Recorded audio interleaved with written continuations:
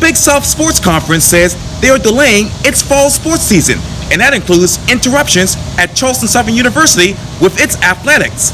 I talked one-on-one with Charleston Southern University's athletic director, Jeff Barber, for this edition of Quintin's Close-Ups. And if you haven't already, subscribe to my YouTube channel and like Quintin's Close-Ups on Facebook. Jeff Barber, welcome back to Quintin's Close-Ups. Thank you, Quintin. I'm glad to be here with you. You're very welcome. Obviously, as we know, you're the athletic director at Charleston Southern University. And just today, you all had some devastating news. This is coming from the Big South, obviously. Quote, the Big South Conference announced today it is delaying its fall sports seasons with the intent of playing in the spring. This includes the sports of men's and women's cross country, football, men and women's soccer, and volleyball. Additionally, fall competitions in the sports of men and women golf and men and women's tennis and out-of-season competitions in spring sports have been suspended as well. The Big South football members voted to allow up to 4 non-conference games in the fall at the institutional discretion. What discretion are you using right now at CSU? Well, we believe at CSU, Quintin, that the protocols that the NCAA has put out that we must follow, we believe that creates a safer environment than not having them. So we firmly believe that if we're able to test our athletes and they're able to have a season, all the sports, volleyball, cross country, soccer, women's soccer, which we don't have men's soccer here in football, we believe that by having a season, by testing, using the NCAA protocols, which they have determined are the safest way to do it, that our kids will be safer and they will be better off. Not everybody believes that. I understand that. But we do believe that that is better for the kids, better for the student athletes if they are tested and having seasons, because there are a lot of unintended consequences that could happen. Even grades academically, typically kids do better within structure as opposed to not. Now, it doesn't mean that if we by not playing the sport, like let's take volleyball, for example, they're not playing, they still can practice 8 hours during this fall semester, and then during their championship season, which is normally the fall, they have 20 hours. So you got fall semester and spring, and typically you get 8 hours when you're in season and 20 hours in season, 8 hours out of season. So we just feel like academically they're better off, they'd be safer, it'd be more structured. There's a lot of concern.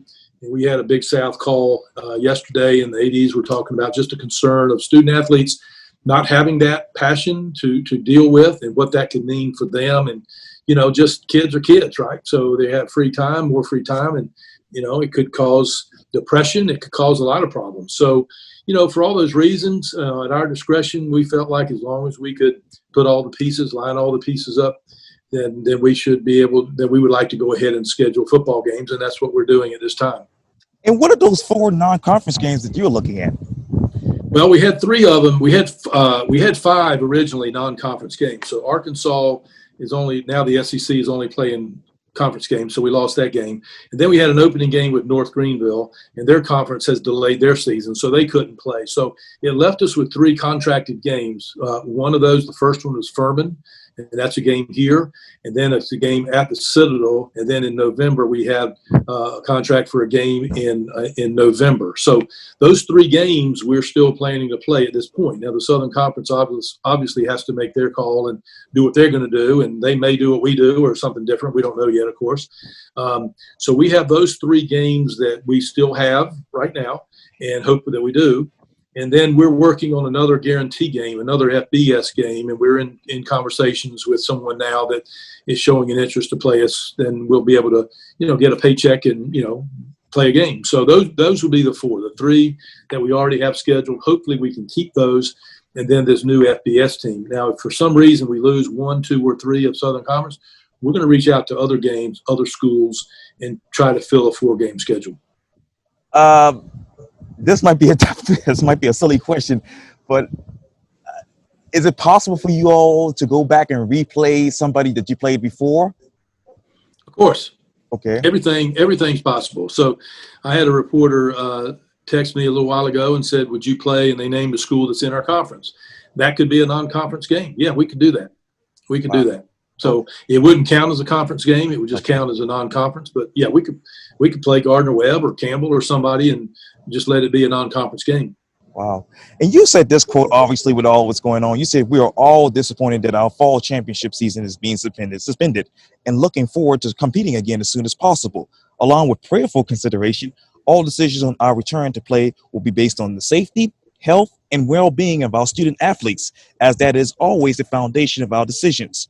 I also want to thank Commissioner Kyle Callender for his strong leadership during this difficult time. You talk about health and well-being of the student athletes.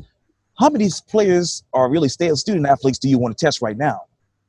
Well, the NCAA has a rule that how many we have to test, and if you're in season, you have to test all the players.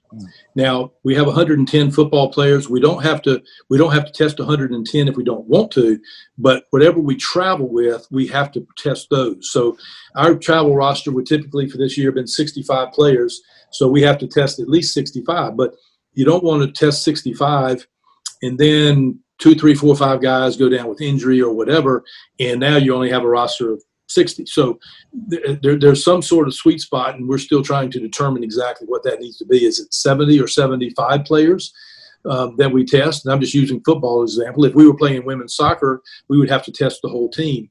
The teams that are not in season, we have to test between 25 and 50% of those bi-weekly. So every other week, we have to take at least 25% of that team and test them. So that's kind of how it works. Now, there is one more piece to it, Quintin. There's something called the inner bubble.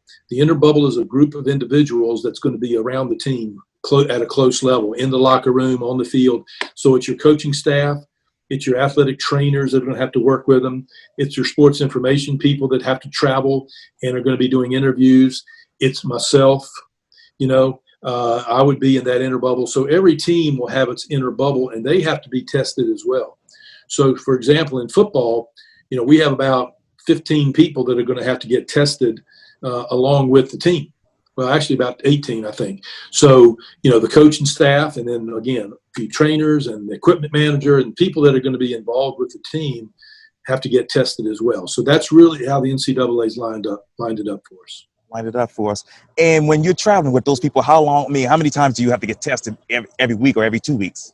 Yeah, every week. You got to test every week, and then you have to test 72 hours before the competition. So if you have a game on Saturday, we got to test on Wednesday, and they have to be tested within 72 hours of the game. So every week, but within 72 hours of the game. And I know, obviously, when I was listening to a South Carolina athletic director, Ray Tanner, who's well beloved in the sports world, he basically says you got the situation that how many games can play and turn it around and start going back into the fall. And obviously, he says that that's something that you have to seriously look at. He also says that I don't know that you can get there and make it the way that you would like it for it to be. It seems to be a tremendous challenge. How many games can CSU play this fall, and what's your plan to quickly turn around things in the fall if you were to be able to get back up and running? Yeah, well, our goal, our conference is letting us play up to 4, so we'll play 4 games, and what we're trying to do is get the games between the window of September 5th and October the 3rd. So that means we'd have to test the team next week, and then every week up, and so basically that's 5 Saturdays, but we play 4 games, so we would have 1 open date in there. So that's our plan right now on how to get those 4.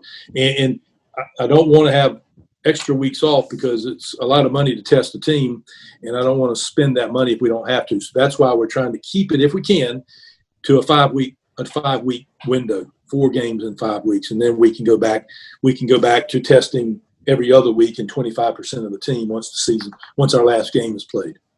And what's the current workload for your student athletes at CSU, and is that currently a challenge? Can you say that again? Yeah, what's the current workload for the student athletes at CSU, and is that currently a challenge in your mind? You mean having them tested? Oh yeah, and obviously adjust to all of these changes right now. Yeah, it's a lot for everybody. Everybody. The coronavirus has been a real extra layer of demands and question marks. It's a big bowl of spaghetti, and we pulled out about 1 noodle a week, I guess, and so. Yeah, it's not something the test doesn't take that long, and we've got a company that we've hooked up with that will come and do the testing for us. So it shouldn't take much time out of their life to do that. I know mentally it weighs on them more than anything else. Yeah. It weighs on me. It weighs on Coach Denson, Dr. Costin. It weighs on all of us because, again, in the quote that you read, Quintin, we don't want to put our kids at risk, and we want them to be, well and healthy. And we do believe that playing is better because you can say, well, they're going to be blocking somebody. Well, that's true, but they're also going to go downtown and eat, and they're going to go downtown and do this, and they're going to go to a friend's apartment and play Fortnite, and they're going to be people in there they don't know. That's a lot more dangerous situation than being around a group of their teammates in a bubble of people that are being tested every week. And then if somebody tests positive, they're pulled out. So, that's a safer environment. So, it's a lot of weird stuff happening.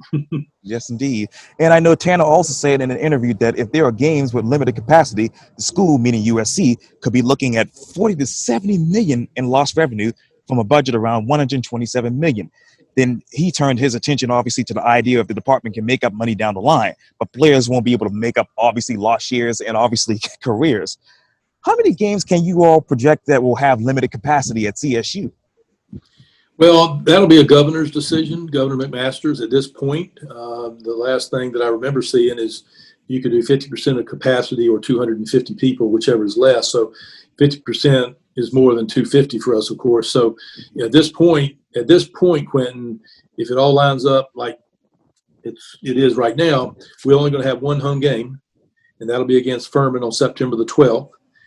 And we'll have 250 people in the stands. And that's a real challenge because we sat in my office the other day, a couple of weeks ago, and we started listing all of the entities that want to come to the game. You got students, you got faculty, you got board of trustee members, you got donors, you got season ticket holders, you got parents of players, you got girlfriends and family of players, you got recruits, you got recruits' families. The list goes on and on. There's about 12 or 13 people in different categories.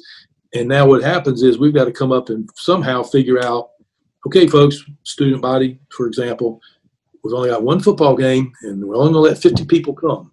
So it's going to have to be some kind of lottery, some kind of something, to get them in. If 50 is the number, whatever that number ends up being. So it's a challenge, and of course our hope is that the number will change and the governor will allow 20% or 30% or even 50%.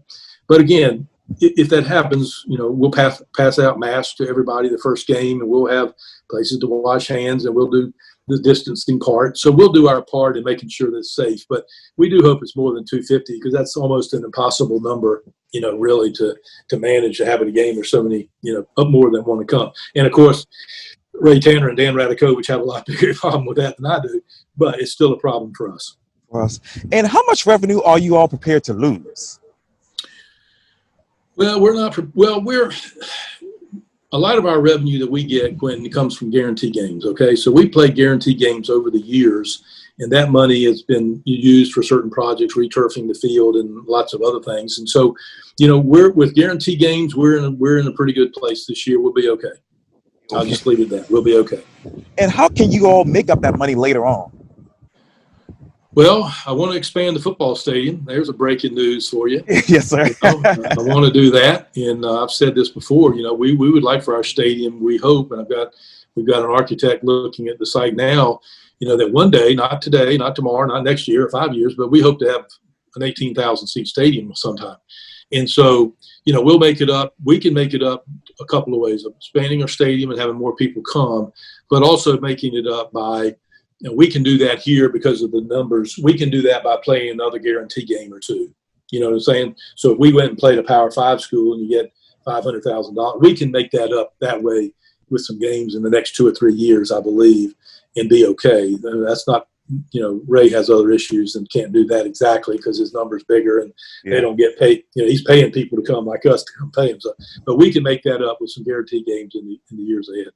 Wow. And I know, obviously, you just touched on this a little bit, but obviously you're working on a 5-year strategic plan that includes capital improvements on facilities. What is your current capital availability? You mean from a financial standpoint? Yes, sir. Well, we do have some based on some guarantee games again, but we'll need to build expansions in stadiums with naming opportunities and private donations, so that's something that we're working on, and we've got a list of people that we work just in this business. You have people that have the ability and have expressed an interest in helping with a stadium or with whatever, and so that's our plan. We'll do it with private money mostly. And you said not today, not tomorrow, not the next 5 years, but let me ask you this: what's your timeline right now? Well, let me say that. When I said that, I mean we're not going to be 18,000 in 5 years. That would be, you don't want to build a white elephant, or something that just a big something and nobody's there. You have to be smart as you progress through it. So I would say it would probably be in 4 or 5 phases. So to add 2,500 seats, and then maybe in 3 years add another 2,500, and then maybe in 5 years you add another 2,500 or 5,000, or you really have to start with your end game of an 18,000 seat arena, and we don't know 100% we can get 18,000 because of the track, because of the road, because of the building and some things. But anyway, we'll figure that out over time. But so it could be 18,000 one day, or 20,000 maybe, or 15, whatever the number is it's going to be, and then we'll design the stadium at that maximum capacity that we think we would need. As an FCS program. In a town of 800,000, one day 1 million people, can we fill an 18,000 seat stadium? Absolutely. We can do it with good football. We can do it with good game experience. We can do it with good customer service. We can do it with good concessions. We can do it having fun. So, so the plan would be to design it on the full thing, and then back it up and say, what's step one? So, in an ideal world, obviously we're not going to have anything done for this season, but in the next year or two, I'd like to have the first phase of the stadium to be built. And the truth is too, we're looking at baseball and softball and soccer and other stadiums. And of course we have the Buck Dome that we'll be building a new Buck Dome and a new arena with 3,000 seats is the goal by 2024. We have to do it by 2024. So I'm talking more football right now, but we do care about all the other ones, and we've got things in the workings for all of them. And you talk obviously about baseball. You just hired your new baseball coach. Yes, sir. Yes, sir. So Mac came in, or Mark, he goes by Mac. He had a baby, and then he had to sell a house, so he hasn't been here but a few weeks, but he's hired a couple of great assistant coaches, and, and there are a lot of good things happening in baseball right now. And what's your comprehensive plan just in case this coronavirus is still around during that time? Well, Quintin, I'll be honest with you. There is no plan. Not right now. We don't even have a plan for basketball yet. And the reason I say that is the NCAA has to give us some guidelines, whether or not what they're going to allow. We're built in for testing the players now, and we understand we may have to do it, of course, through the fall semester. But there really is no plan. We're just kind of hoping right now, and we're all in the same boat. I've talked to 4 or 5 schools today, and we're all in the same boat. We don't know what's going to happen. We don't even know if we're going to get spring sports. We want to, but that's just something that the NCAA, it's first, no one's ever done this before, so it's going to have to be a legislative process of approving school conferences to be able to do spring. So it's really, if I had a plan for that, it'd be a waste of time because I don't know what we're dealing with yet. Yeah, I understand that. If they tell us we can't play, we can't play. And we'll keep doing what we're doing now with these other sports, 8 hours a week, continue training, continue weightlifting, continue everything we can. And, there are other things we're trying to do that we'll be looking at to make up, bringing in special speakers or doing things for the players or teams, whatever. But again, just come up with a plan. We just don't know what it's going to look like yet. So we'll figure it out, though, just like we did with football. Yes, indeed. And the other sports. That's exactly right. Well, Jeff Barber, thank you so much for your time. And again, welcome back to Quintin's Close-Ups. Thanks, Quinn. You have a great day, man. Likewise.